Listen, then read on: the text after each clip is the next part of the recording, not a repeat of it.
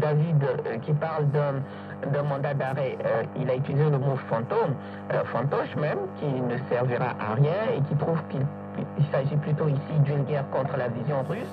Et Jean Zounon qui pense qu'il est normal et louable que le président Poutine soit accusé par la CPI et que ce mandat d'arrêt soit émis contre lui. Quel est votre point de vue, David?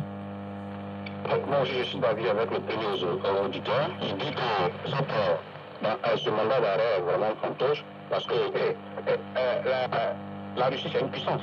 Vraiment, les puissances, lorsque le président agisse, il n'y a pas de poursuite. On a vu ce qui s'est passé en Irak, on a vu ce qui s'est passé en Afghanistan, ce qui s'est passé en Libye et tout ça.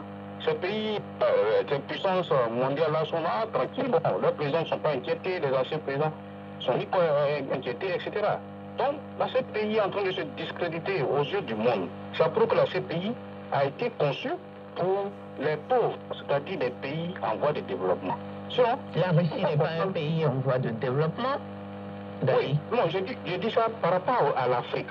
Parce que la Russie, c'est une puissance. Je ne pense pas que ces pays vont vouloir envoyer des enquêteurs, aller en Ukraine et puis aller même sur le sol russe pour pouvoir évidemment arrêter le président russe.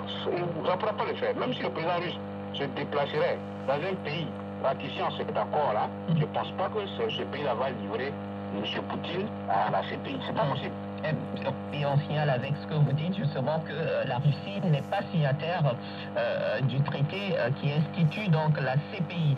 Ne quittez pas Dali. Richard est à Yaoundé au Cameroun. Richard, bienvenue déjà, merci de nous rejoindre dans le débat.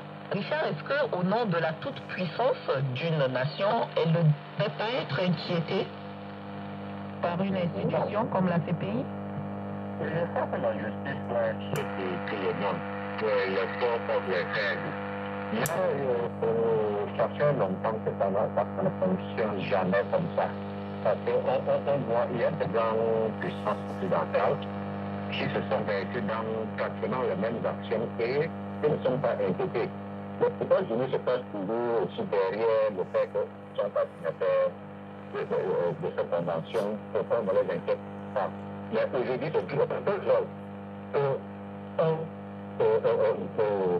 Lancer un mandat tant que Poutine, parce qu'il n'est pas d'abord signataire, et deuxièmement, depuis que la guerre s'est déclenchée, Poutine est resté dans son.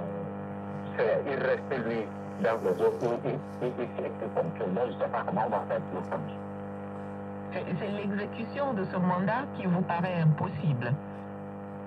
D'abord, pour moi qui paraît impossible, mais je crois aussi deuxièmement que cette histoire de CPI finalement devient une sorte de missile à tête chercheuse. Ça veut dire que quand tu n'es pas avec quand tu n'es pas avec le chef, tu es avec pas de problème, tu seras prêt. Alors, David, avant de vous laisser partir, David depuis Kinshasa, dites-nous un peu, David, selon vous, est-ce que ces mandats d'arrêt, politiquement, vont avoir des impacts, des répercussions sur la guerre en Ukraine, sur le cours de la guerre actuellement en Ukraine ou pas? Madame, je ne vois pas aucune répercussion ici, cela. Je ne vois pas absolument rien. Pourquoi? Parce que quand vous évaluez le nombre de sanctions, ça n'a rien impacté à la Russie. Et au contraire, la guerre va toujours continuer de plus afin que la victoire soit du côté russe. Donc la meilleure solution, c'est le dialogue. C'est un climat de dialogue. C'est ça la meilleure solution. Aller dans des actions, dans des mandats d'arrêt, ça ne fait à rien. Donc la guerre va toujours continuer, la guerre sera.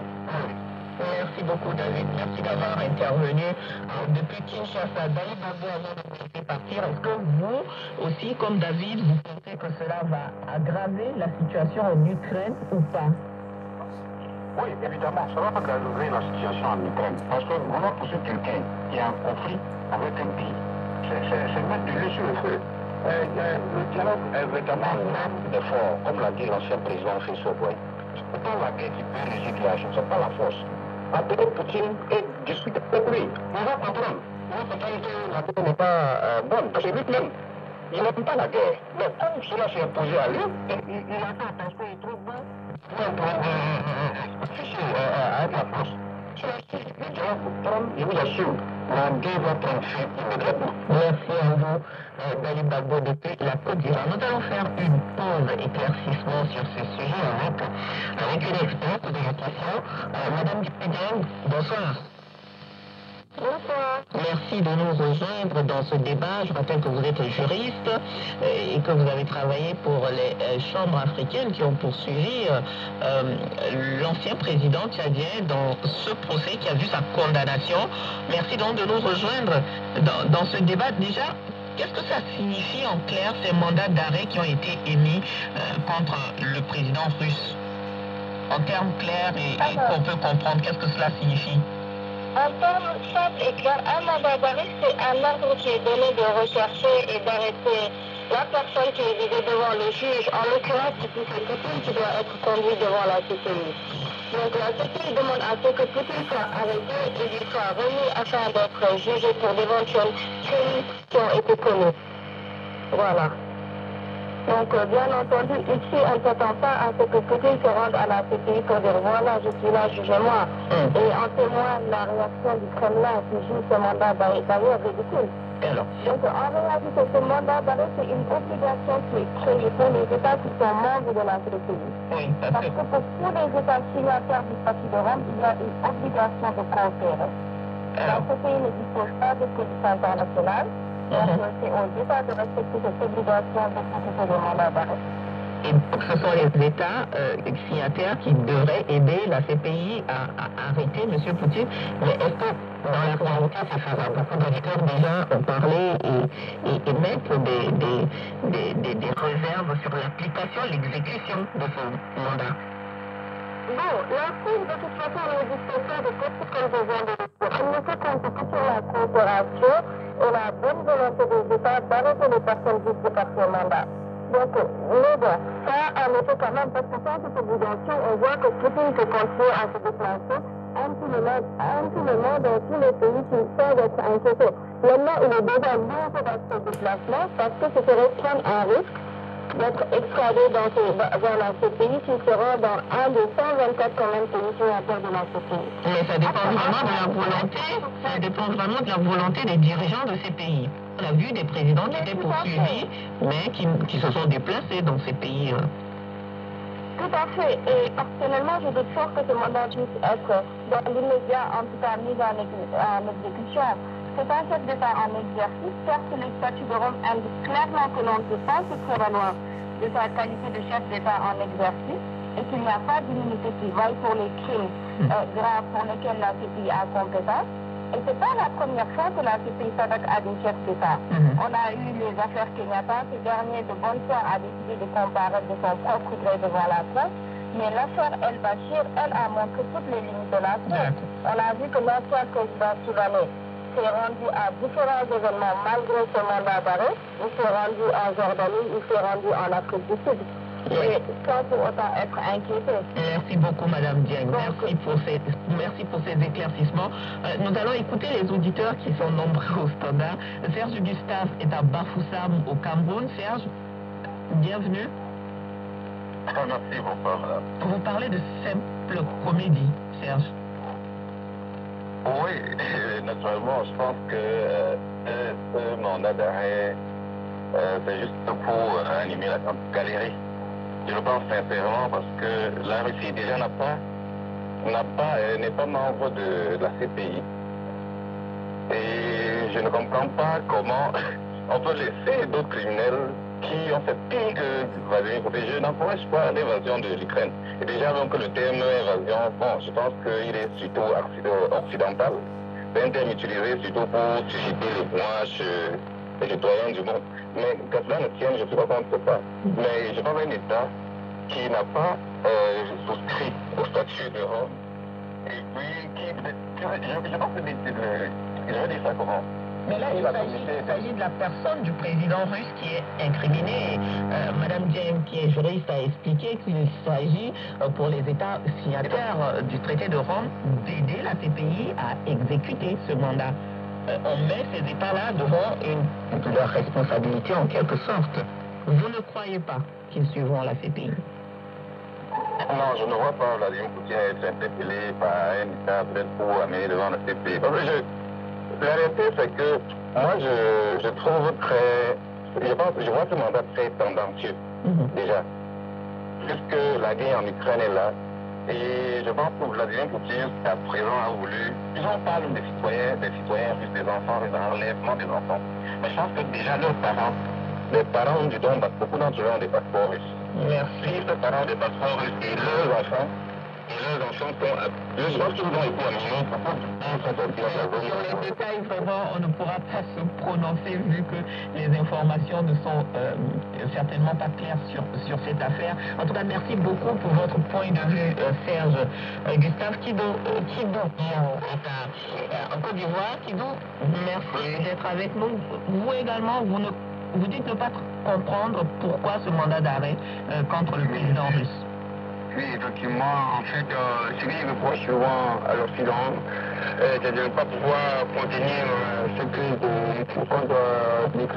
contre l'Ukraine qui est quand même en guerre contre la Russie. Où on pourrait s'y conclure par le dialogue et éviter un peu contre la Russie. Ça va avoir des effets sur le conflit actuel, sur le terrain en Je crois que Poutine, sachant le traité de Rome, il va être mieux à quand même à ralentir un peu, à limiter les dégâts.